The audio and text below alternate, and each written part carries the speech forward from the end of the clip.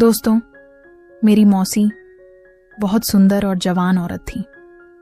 मेरी मौसी की उम्र करीब 30 साल होगी, लेकिन मेरी मौसी को देखकर कोई यह नहीं कह सकता था कि वह 30 साल की है। एक दिन रात में मौसी ने मुझे अपने कमरे में बुलाया। उस दिन मेरे मौसा घर पर नहीं थे। तब मेरी मौसी ने मुझसे कहा, मुझे अकेले सोने में बहुत डर लगता है। ऐसा कहकर मौसी ने मुझे अपने कमरे में सुला लिया। उसके बाद मेरे साथ जो हुआ उसे हम कभी सोच भी नहीं सकते थे। तो चलिए दोस्तों, कहानी को शुरू करते हैं। नमस्ते दोस्तों, आज की इस कहानी में आपका स्वागत है। दोस्तों, मेरा नाम रवि है। दोस्तों, मेरे मम्मी पापा के गुजरने के बाद मेरी जिंदगी पूरी तरह बदल गई, क्योंकि मेरे फैमिली में अब कोई भी नहीं है और अब कोई भी रिश्तेदार मुझे अपने पास रखने को तैयार नहीं था। उस समय मेरी उम्र लगभग 16 साल थी। जब मेरे मम्मी पापा का अंतिम संस्कार हुआ तब मेरे सारे रिश्तेदार मुझे अकेला छोड़कर चले गए। मुझे समझ नहीं आ रहा था कि अब मैं क्या करूं। तभी मेरी मौसी ने फैसला किया कि वह मुझे अपने घर ले जाएगी। मौसी ने कहा, तू मेरी बहन की आखिरी निशानी है, मैं तुझे अकेला नहीं छोड़ सकती। लेकिन मेरे मौसा को यह पसंद नहीं आया। वह गुस्से में बोले, मैं इसका पालन पोषण नहीं कर सकता, इसे किसी अनाथालय भेज देना ही ठीक रहेगा। यह सुनकर मुझे बहुत बुरा लगा, क्योंकि अब मेरा भविष्य मेरे हाथ में नहीं था, बल्कि दूसरों के फैसलों पर निर्भर था। मगर मौसी ने हाथ जोड़कर मौसा से कहा, आप इसे अकेला कैसे छोड़ सकते हैं? रवि पहले ही बहुत दुख झेल चुका है। लेकिन मौसा तब भी मुझे अपने साथ ले जाने के लिए तैयार नहीं थे। मौसा ने कहा, रीना, तुम्हें तो पता ही है कि मेरी कमाई बहुत कम है, उसमें घर चलाना भी मेरे लिए बहुत मुश्किल हो रहा है, और अब मैं इसकी जिम्मेदारी कैसा ले सकता हूं? तब मौसी ने कहा, हम इसके घर को किराए पर लगा देंगे और भाई साहब की दुकान भी किराए पर दे देंगे। इससे रवि की परवरिश में अपार कोई बोझ नहीं पड़ेगा। तब मौसा ने कोई जवाब नहीं दिया, बस सिर हिलाकर हां कह दिया। लेकिन उनके चेहरे से साफ लग रहा था कि वह अभी भी खुश नहीं थे। आखिरकार मैं मौसी के साथ उनके घर आ गया। अब मेरी मौसी मेरी बहुत देखभाल करने लगी, लेकिन वह मेरी देखभाल सिर्फ इसलिए कर रही थी ताकि उसकी जरूरतें पूरी हो सकें। वैसे मेरी मौसी का घर 5 कमरों का था।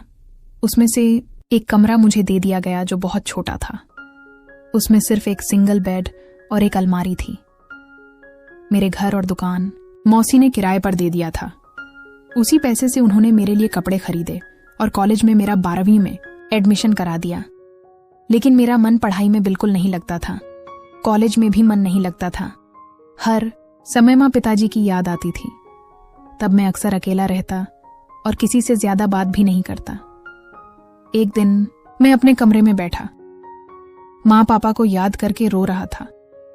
तभी मौसी अंदर आई। मौसी ने मुझे रोते हुए देखा और मुझे अपने पास खींच लिया। फिर मौसी ने मुझे समझाने की कोशिश की। मौसी ने कहा, चिंता मत करो, सब धीरे धीरे ठीक हो जाएगा, तुम्हारा दुख भी कम हो जाएगा। ऐसा कहकर उसने मेरे पीठ पर हाथ फेरना शुरू कर दिया। कुछ देर बाद अचानक मुझे अजीब सा महसूस होने लगा। मेरे पूरे शरीर में एक अजीब सी सनसनी दौड़ गई और मैं डर गया। तब मेरे दिमाग में हजारों सवाल घूम रहे थे। अब क्या होगा? इस स्थिति से कैसे बाहर निकलूं? तभी मौसी ने फिर से मेरी पीठ पर हाथ फेरना शुरू कर दिया। तभी मैंने महसूस किया कि उसने नीचे कुछ भी नहीं पहना था। उस समय मौसा घर पर नहीं थे। वैसे भी मौसा को आने में हमेशा देर हो जाती थी, लेकिन उस दिन मैंने हिम्मत करके मौसी को खुद से दूर कर दिया। तब मैं मौसी की आंखों में देखने से बचने की कोशिश किया, लेकिन तभी उसने मेरे हाथ पकड़ लिया। फिर वह मेरे हाथ पर लगी चोट को देखने लगी, क्योंकि 2 दिन पहले एक छोटा सा हादसा हुआ था जिससे मेरे हाथ में हल्की चोट आई थी। मौसी ने कहा, यह तो बहुत गहरी चोट है, मैं दवा लगा देती हूं। मगर मौसी के इस व्यवहार से मुझे अजीब लगने लगा था। मैंने उसे रोकते हुए कहा, नहीं, मैं खुद दवा लगा लूंगा। उस दिन के बाद से मौसी के व्यवहार में बड़ा बदलाव आने लगा। अब वह घर में छोटे और तंग कपड़े पहनकर घूमने लगी।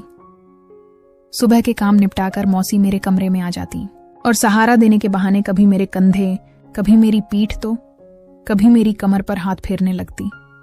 मैं हर बार उसका हाथ हटा देता, लेकिन वो पीछे नहीं हटती थी। एक दिन उसकी हरकतों से मुझे बहुत गुस्सा आ गया।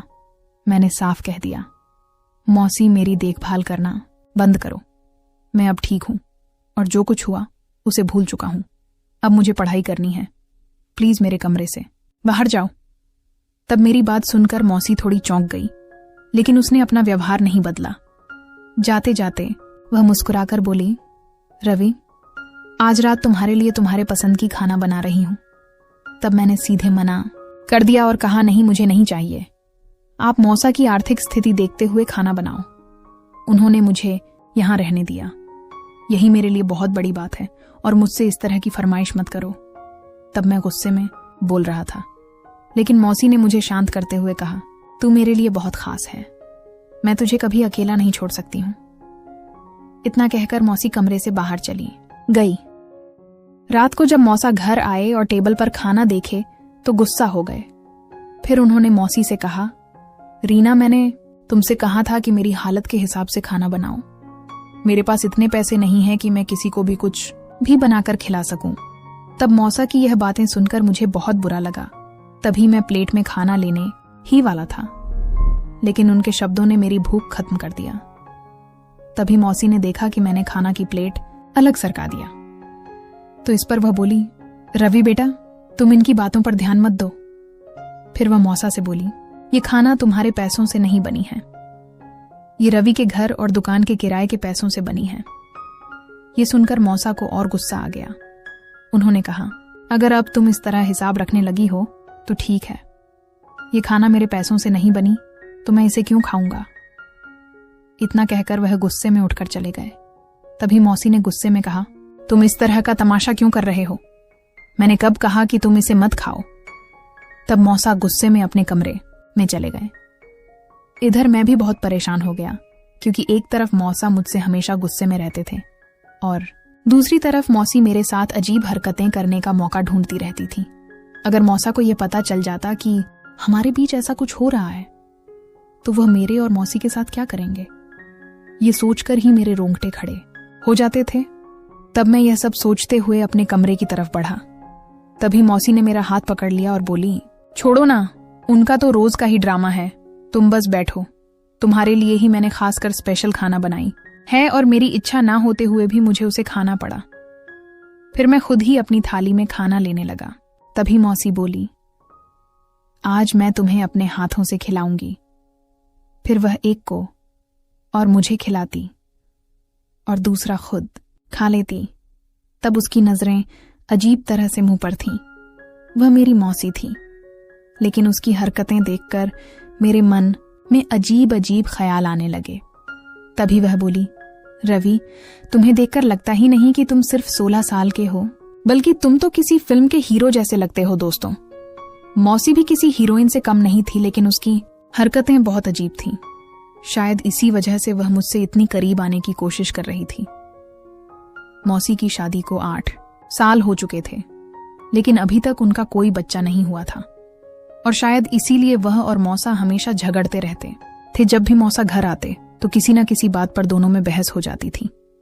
एक दिन मैं नहाकर वॉशरूम से बाहर निकला और बाल पहुंचते हुए अपने कमरे में चला गया।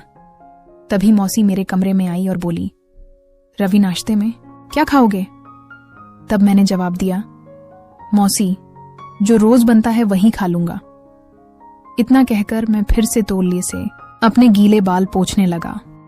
तब जल्दी में होने के कारण मैंने तौलिया टेबल पर ही रखा और कॉलेज के लिए तैयार होने लगा। तभी मौसी मेरे पास आई और बोली, तुम्हें तो अपनी देखभाल करनी भी नहीं आती। फिर उसने मेरा हाथ पकड़कर मुझे बेड पर बैठा दिया और खुद तौलिया लेकर मेरे बाल पोंछने लगी। तब मुझे यह सब बहुत अजीब लग रहा था, क्योंकि मैं अब छोटा बच्चा नहीं था कि मौसी मेरे सारे काम करें। मैंने उसे रोकने की बहुत कोशिश किया, लेकिन तभी अचानक दरवाजा खुला और मौसा सीधे कमरे में आ गए। मौसा यह सब देखकर गुस्से में लाल हो गए। फिर उन्होंने गहरी आवाज में कहा, तुम्हें सिर्फ इसकी ही चिंता है, बाहर आओ और मुझे नाश्ता दो, मुझे देर हो रही है। इतना कहकर मौसा गुस्से में कमरे से बाहर चले गए। तब मैंने तुरंत मौसी से कहा, मैं खुद अपना सिर पोंछ सकता हूं, आप जाइए और मौसा को नाश्ता दीजिए। फिर मैंने मौसी के हाथ से तौलिया झटके से लिया और बेड पर फेंक दिया। फिर जल्दी से अपने बाल ठीक किया, कॉलेज बैग उठाया और बिना नाश्ता किए घर से निकलने लगा। जैसे ही मैंने दरवाजे से बाहर कदम रखा, मौसा की तेज आवाज सुनाई दी, तेरे दिमाग में गोबर भरा है क्या? रवि अब छोटा बच्चा नहीं रहा, वह जवान लड़का है और तू बेधड़क उसके कमरे में घुसी चली आती है। मुझे सब समझ में आ रहा है। तुम दोनों क्या कर रहे हो? तब मौसा की इन बातों ने मेरे कदम वहीं रोक दिए। एक पल के लिए तो मैं कुछ समझ ही नहीं पाया।